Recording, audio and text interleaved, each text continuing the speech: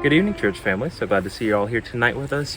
We are in Hebrews chapter 7 to be exact. We're going to be talking about the King of Righteousness, Melchizedek.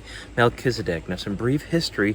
Melchizedek was a king, possibly the Lord Jesus Christ, a Christophany, way back in the day of Abraham. Abraham, the first Jew, the first promised called out person of God, where God was going to bring down the line of Christ. He called out Abraham, and when Abraham met Melchizedek, he gave Melchizedek a tithe of everything he had.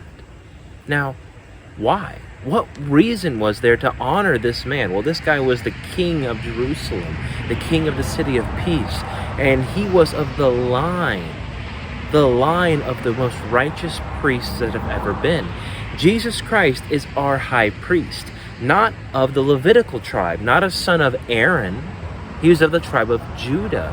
Jesus is a priest from the order of Melchizedek, a perfect priest.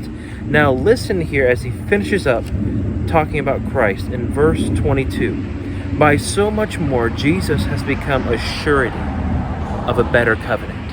The old covenant, the old promise that God gave to the Jews, to the promised people, to the people of the world who would seek for help, wasn't the best covenant.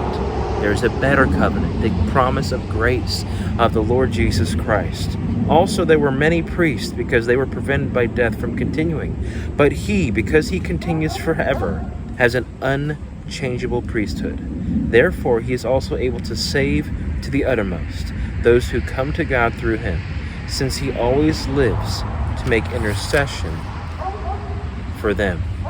For such a high priest was fitting for us, who is holy, harmless, undefiled, separate from sinners, and has become higher than the heavens, who does not need daily, as those high priests, to offer up sacrifices, first for his own sins and then for the people's. For this he did once for all, when he was offered up himself.